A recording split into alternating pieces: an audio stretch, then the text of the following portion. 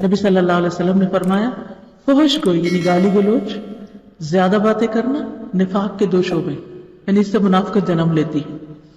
آپ نے فرمایا کہ فائدے کی بات کرو ورنہ خاموش رہو۔ اور پھر قرآن مجید میں کامیاب لوگوں کی جو صفات بتائی گئی ان میں سے ایک صفت ہے والذین هم عن اللغو معرضون، کہ وہ لغو سے، فضول باتوں سے، بیہودہ باتوں سے بچ کے رہتے ہیں، اور خاص طور پر روزے کی حالت میں۔ روزہ تو اصل میں ہے ہی اس لیے کہ ہم پریکٹس کریں اس چیز کی کہ ہم ان چیزوں سے اپنی زبان کو بھی روکیں گے، کیونکہ جب تک کوئی جھوٹ بولنا اور جھوٹ پر عمل کرنا نہیں چھوڑتا اس کا روزہ ہی نہیں۔ اور آپ صلی اللہ علیہ وسلم نے فرمایا روزہ صرف کھانا پینا چھوڑنے کا نام نہیں، بلکہ روزہ تو لغو، بیہودہ، بے فائدہ کام اور جنسی خواہشات پر مبنی حرکات اور کلام سے بچنے کا نام۔ لہٰذا اگر کوئی تمہیں گالی دے یا جہالت کی بات کرے تو تم کہو کہ میں روزے سے ہوں۔ تو جس طرح روزے میں ہم حلال کھانا پینا چھوڑتے ہیں، اسی طرح ہمارے لیے لازم ہے کہ ہم حرام سے بھی بچیں، اور نہ صرف حرام سے بلکہ فضول چیزوں سے بھی بچیں، فضول کلام سے بھی بچیں، اور خاص طور پر بد اخلاقی سے اور بد کلامی سے۔ رسول اللہ صلی اللہ علیہ وسلم نے فرمایا روزہ گناہوں سے ڈھال ہے، یعنی بچاتا ہے۔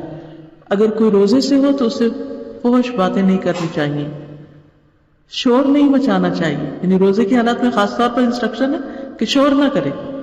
اگر کوئی شخص گالی دے یا لڑنا چاہے تو جواب میں یہ کہے کہ میں روزے سے ہوں، میں جواب نہیں دے سکتا۔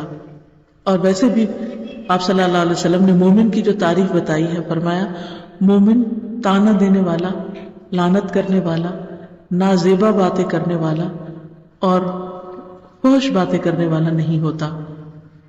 آپ نے فرمایا کہ جس نے بری باتیں اور جھوٹ نہیں چھوڑا، اللہ کو اس کے کھانا پینا چھوڑنے کی کوئی ضرورت نہیں، کہ انسان صرف کھانا پینا چھوڑ کے سمجھے کہ میں روزے سے ہوں۔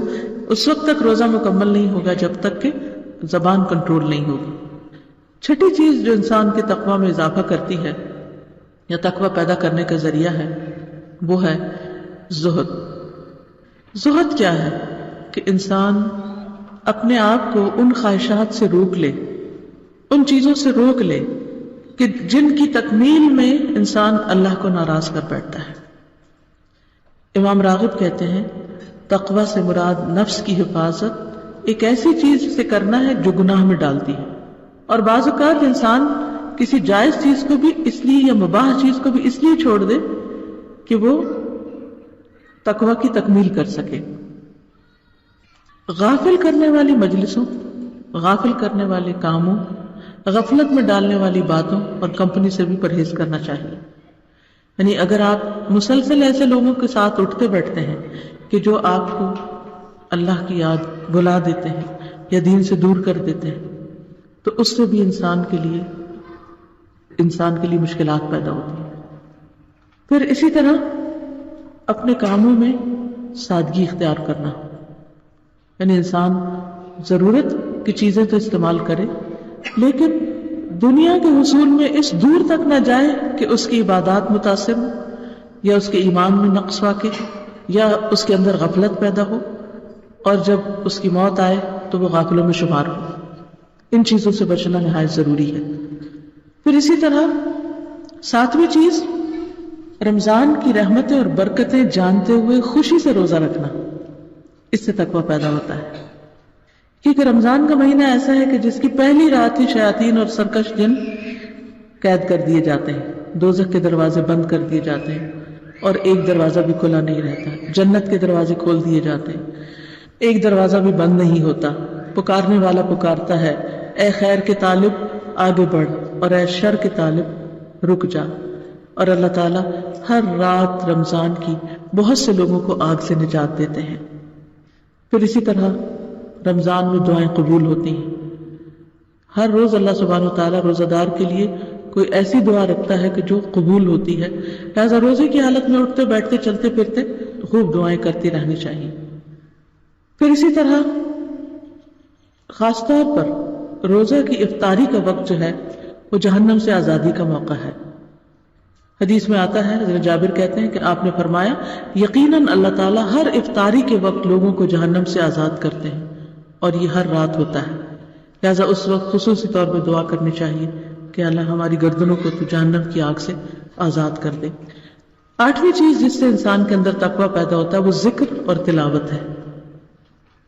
اللہ تعالیٰ فرماتے ہیں وَاذْكُرُوا اللَّهَ كَثِيرًا لَعَلَّكُمْ تُفْلِحُونَ، کثرت سے اللہ کو یاد کرو تاکہ تم کامیاب ہو سکو۔ نبی صلی اللہ علیہ وسلم نے فرمایا، اللہ تعالیٰ فرماتا ہے میں اپنے بندے کے ساتھ ہوتا ہوں اس وقت جب مجھے یاد کرتا ہے، اور میری یاد میں جب تک وہ ہونٹ ہلاتا ہے میں اس کے ساتھ ہوتا ہوں، یعنی اس کی مدد کرتا ہوں۔ پھر اسی طرح قرآن کی تلاوت، نبی صلی اللہ علیہ وسلم نے فرمایا قرآن کی تلاوت کو اپنے لیے لازم کر لو، کیونکہ یہ تمہارے لیے زمین پر نور کا سبب ہے اور آسمان میں ذخیرہ ہوگا۔ پھر اسی طرح نہ صرف یہ کہ انسان دیکھ کے تلاوت کرے بلکہ قرآن کو سمجھنے کی بھی کوشش کرے۔ اگر سارا قرآن نہ صحیح تو کم از کم کوئی ایک پارہ، چند صورتیں، ان کو خوب اچھی طرح سمجھ کے پڑھے۔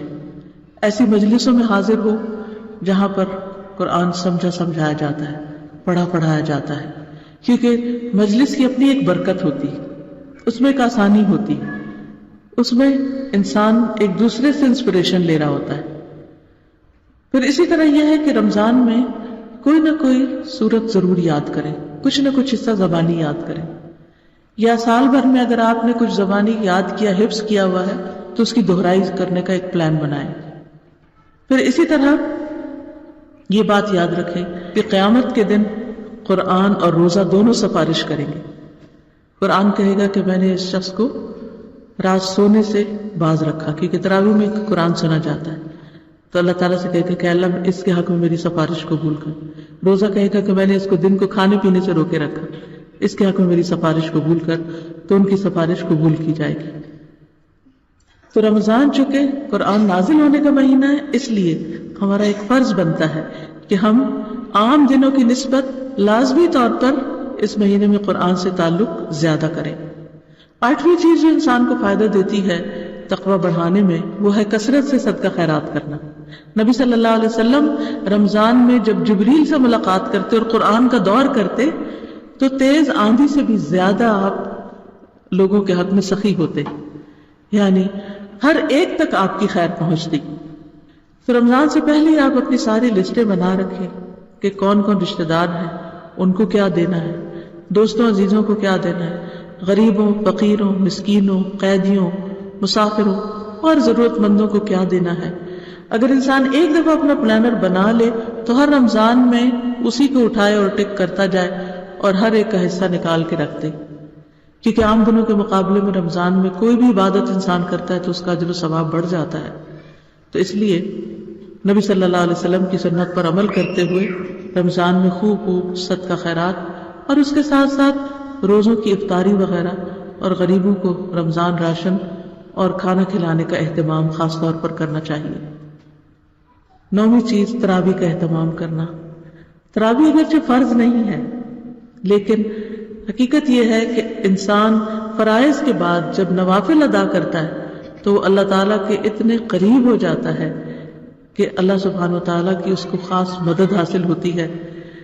حدیث میں آتا ہے کہ اللہ سبحانہ وتعالیٰ فرماتا ہے کہ میں اس کا ہاتھ بن جاتا ہوں جس سے وہ پکڑتا ہے، اس کی نگاہ بن جاتا ہوں جس سے وہ دیکھتا ہے، اس کا کان بن جاتا ہوں جس سے وہ سنتا ہے۔ مطلب اس کا کیا ہے کہ انسان پھر نیکیوں کی طرف دوڑ پڑتا ہے۔